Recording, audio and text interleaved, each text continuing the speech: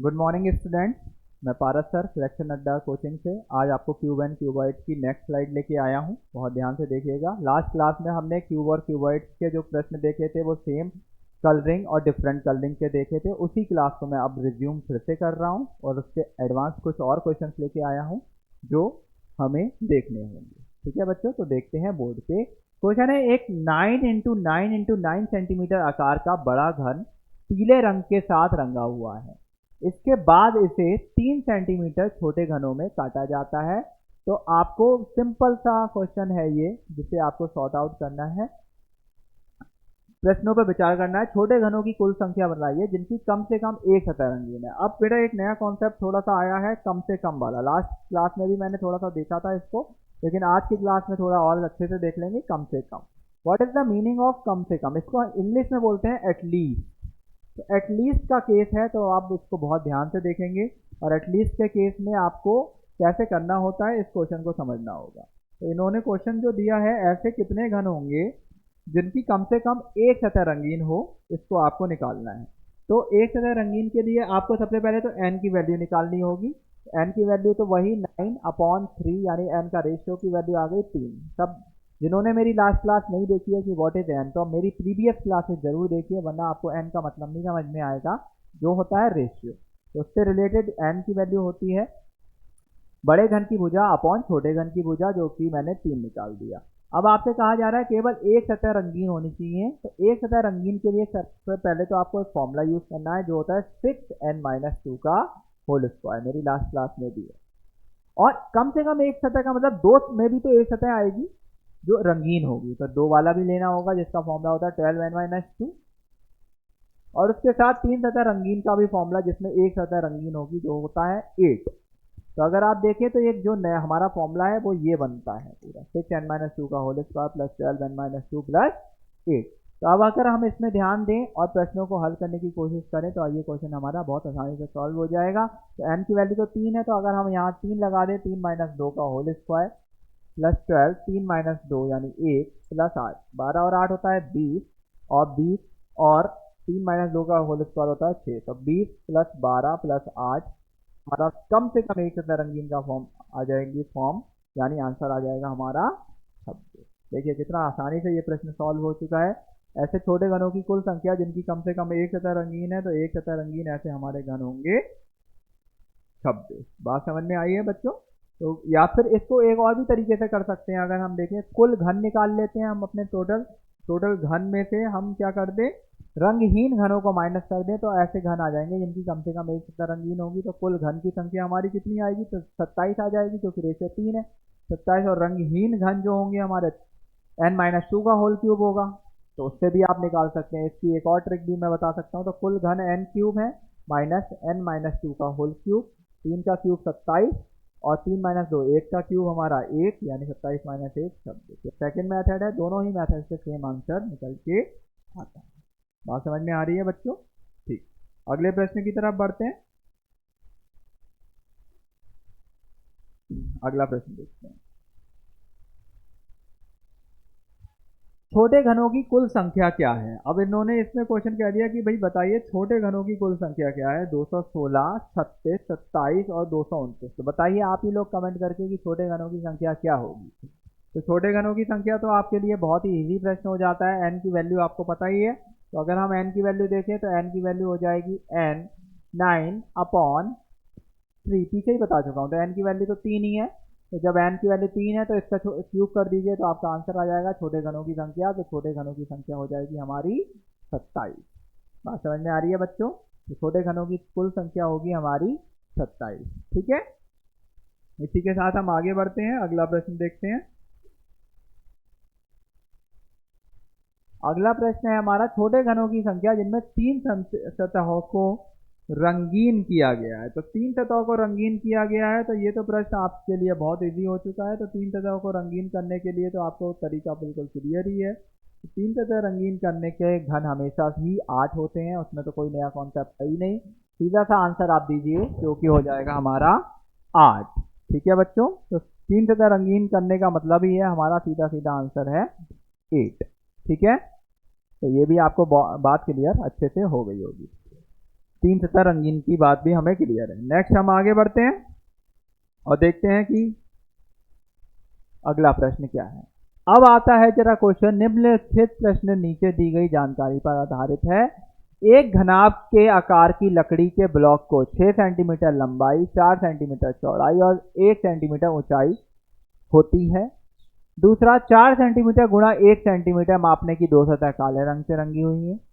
6 centimetre गुणा 1 centimetre मापने में, ध्यान से देखिएगा, इन्होंने पहली लाइन लिखी है 4 सेंटीमीटर गुणा 1 सेंटीमीटर यानी 4 क्रॉस 1, ऐसे लिख लीजिए। 6 सेंटीमीटर गुणा 1 सेंटीमीटर यानी 6 क्रॉस 1, और उसके बाद 6 सेंटीमीटर गुणा 4 सेंटीमीटर यानी 6 क्रॉस 4, दो सतह हरे रंग से रंगी। ठीक है, ब्लॉक को 1 सेंटीमीटर के 6 बराबर घनों में बांटा गया है और 4 सेंटीमीटर भुजा से दिया गया है। तो आपने इसमें उन्होंने कहा है कि कितने छोटे घन बनेंगे। सबसे पहले तो इसमें छोटे घनों की संख्या निकालनी है, कितने छोटे घन बनेंगे। तो पहले तो सबसे पहले n का रेशियो हमें सब केसों के लिए अलग अलग निकालना होगा और देखना होगा कि क्वेश्चन हमारा क्या कह रहा है। तो बहुत ध्यान से इसको देखते हैं।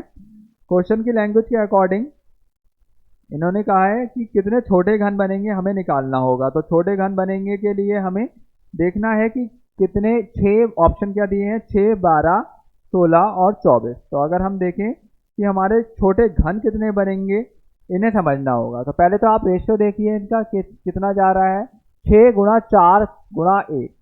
तो अगर हम देखें कि ये है इनकी डायमेंशन, लंबाई गुणा चौड़ाई गुणा ऊंचाई, तो अगर हम इन सब का मल्टीप्लाई कर दें तो सीधे सीधे हमारे छोटे घनों की संख्या आ जाती है निकल के, उसमें और कुछ करना ही नहीं होता है। तो सीधे सीधे हमारे छोटे घन तो निकल के आ गए 24, क्योंकि हमारा ऑप्शन नंबर डी हो जाएगा। ठीक है बच्चों, और इसी के साथ अगर हमसे अगला क्वेश्चन पूछा जाता है, वो देखते हैं कितने घनों में 4 सतह रंगीन होंगी और 4 रंगीन सतह और 2 रंगीन सतह होंगी। इसमें कुछ मिसिंग है, जरा देख लेते हैं कि क्वेश्चन क्या है। ये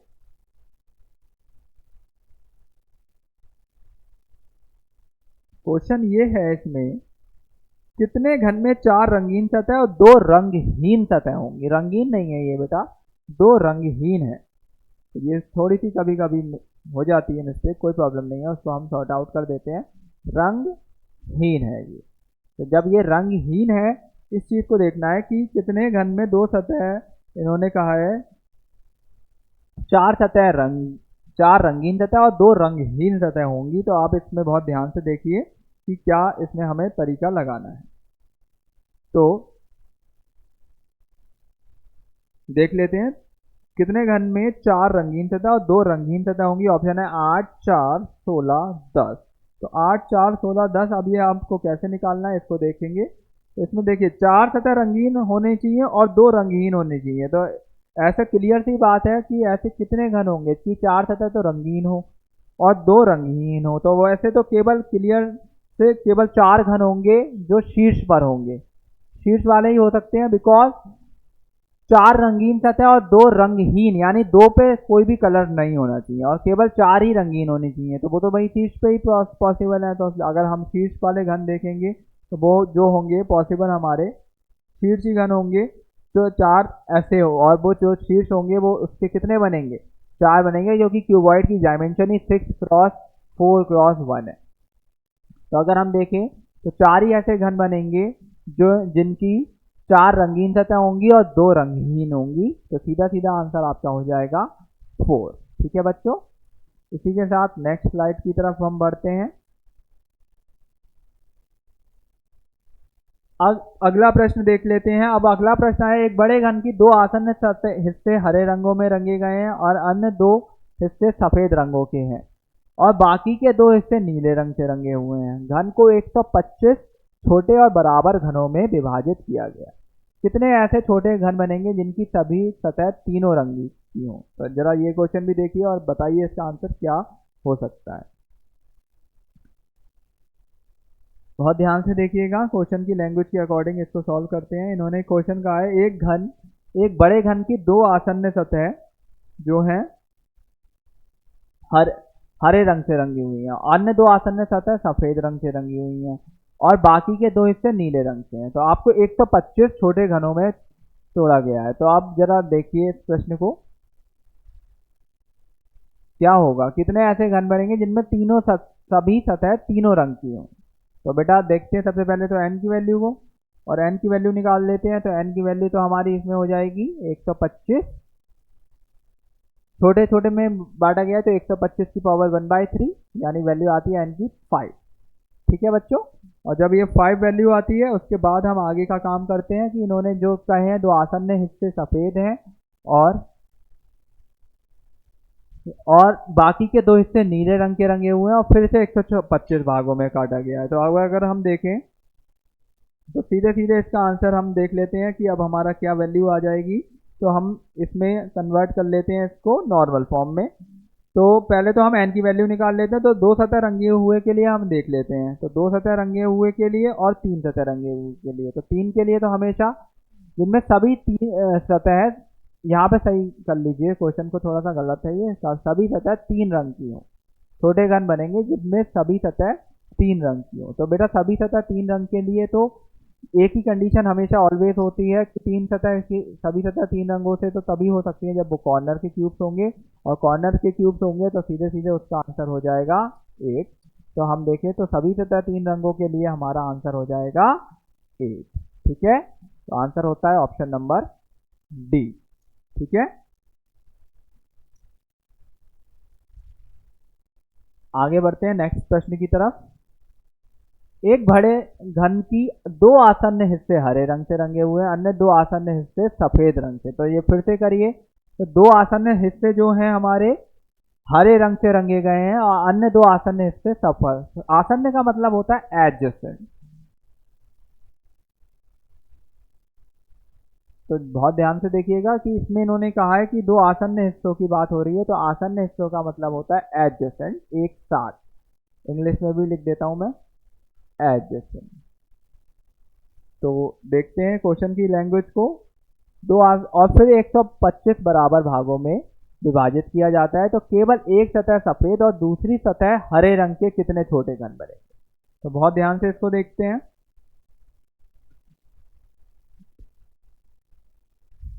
ये जो है 2 आसन्न हिस्से हरे रंग से हैं, और उसके बाद इन्होंने जो लैंग्वेज कही है उसको हमें देखना होगा कि सफेद रंग से और बाकी 2 हिस्से नीले रंग से हैं। तो कितने ऐसे छोटे घन बनेंगे जिसमें, इसका पहला प्रश्न है केवल एक सतह सफेद हो और दूसरी सतह हरे रंग के कितने छोटे घन बनेंगे। तो जरा देखिए कि क्वेश्चन में कहाँ से लिया गया है। तो एक सतह सफेद हो और दूसरी सतह कौन सी हो, हरी हो। तो ये चीज आपको देखनी है, एक सतह सफेद और दूसरी सतह हरी होने के लिए क्या कॉन्सेप्ट हमें यूज करना होगा। तो पहले तो ये देखिए कि एडजेसेंट पे हरा रंग है और 2 आसन्न सतहों पे सफेद रंग है। ठीक है, और बाकी 2 हिस्सों पे नीला रंग है। यानी देखा जाए तो केवल एक सतह सफेद हो और दूसरी सतह हरे रंग के लिए जो फॉर्मूला हमारा बनेगा वो बनेगा 3n-2।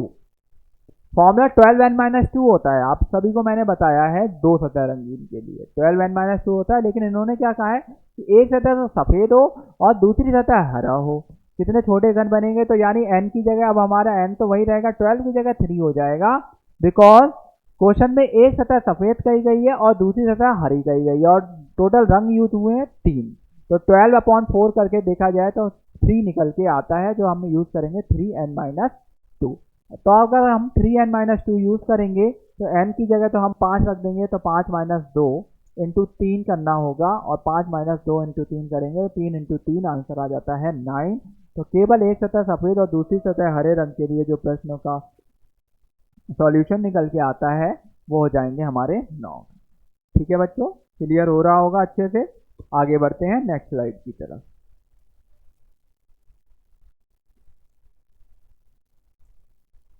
देखिए फिर से वही क्वेश्चन है, ऐसे कितने छोटे घन बनेंगे जिसमें सभी सतह, फिर से यहाँ पे कुछ मिसिंग है उसे सही कर लीजिए, सभी सतह 3 रंग की हो। तो सभी सतह 3 रंग के लिए तो आपको फिर से वही कंडीशन देखनी होगी कि सभी सतह 3 रंग के लिए क्या यूज करते हैं। बताइए फटाफट से आंसर का क्या होगा, देखिए और आंसर बताइए जल्दी से। ऐसे कितने घन होंगे, सभी सतह 3 रंग की हो। तो 3 रंग के लिए तो आपको पता ही है हमेशा आंसर क्या होता है, 8 होगा, इसमें तो कुछ सोचना ही नहीं होता। सीधा सीधा सा आंसर आप दे सकते हैं कि ऐसी कितने घन होंगे जिनकी सभी सतह 3 रंग की हो, तो सभी सतह 3 रंग की हमेशा आंसर 8 आपका आएगा। ठीक है बच्चों, ठीक। अब एक नया प्रश्न देखते हैं। एक बड़े घन की दो आसन्न हिस्से काले रंग से रंगे हुए हैं। एक जो बड़ा घन है जिसकी दो आसन्न हिस्सों को रंगा गया है हमारा काले रंग से, अन्य दो आसन्न हिस्सों को मैरून रंग से रंगा गया है। ठीक है, और बाकी के दो हिस्सों को गुलाबी रंग से रंगे हुए हैं। ठीक है, घन को 27 छोटे और बराबर घनों में विभाजित किया गया है। तो रंग चेंज कर दिए गए हैं, बाकी कुछ भी ऐसी चेंजेस नहीं किया है। केवल एक मेहरून और दूसरी सतह काले रंग से कितने छोटे घन बनेंगे। तो एक सतह मेहरून हो और दूसरी सतह काले रंग के, ऐसे कितने छोटे घन बनेंगे ये आपको बताना है। तो देखिए कैसे करना है ये। एक सतह तो मेहरून हो और दूसरी सतह काली, सिंपल सा वही, पहले तो एन की वैल्यू आप निकाल लीजिए। तो एन की वैल्यू जो होगी वो हमारी कितनी आ जाएगी बच्चों, 3 आ जाएगी।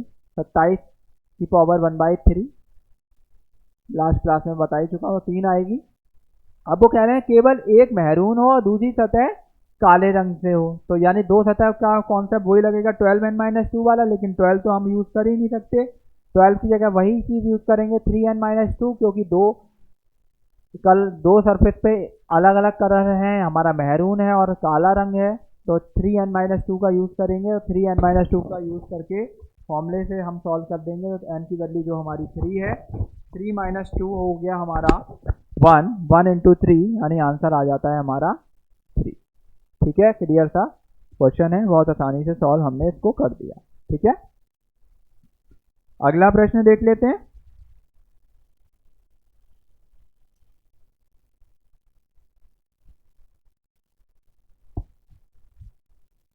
एक बड़े घन में प्रत्येक भाग 12 सेंटीमीटर होता है, उसमें से काटे गए छोटे घन में प्रत्येक भाग का 4 सेंटीमीटर हिस्सा होता है। फिर कितने ऐसे छोटे घन बनेंगे जिनकी प्रत्येक सतह अन्य घनों से घिरी है। तो ये एक थोड़ा सा अलग क्वेश्चन है, इसको भी जरा देख लेते हैं क्वेश्चन की लैंग्वेज के अकॉर्डिंग। तो क्वेश्चन है हमारा ये कह रहा है कि एक बड़े घन के दो में प्रत्येक भाग 12 सेंटीमीटर होता है, उनमें से काटे गए छोटे घन का प्रत्येक भाग का 4 सेंटीमीटर हिस्सा होता है। ठीक है, और फिर कितने ऐसे घन बनेंगे जिनकी प्रत्येक सतह अन्य घनों से घिरी हो। तो इस क्वेश्चन का थोड़ा सा पोर्शन जो है अलग है, आप इसको ध्यान से देखिएगा कि क्वेश्चन की लैंग्वेज के अकॉर्डिंग हमें क्या लेना होगा। सबसे पहले तो हमें एन की वैल्यू की बात करनी होगी, इसका एन अलग होगा, ये क्वेश्चन इस क्वेश्चन से अलग होगा। तो इस क्वेश्चन की बात करेंगे।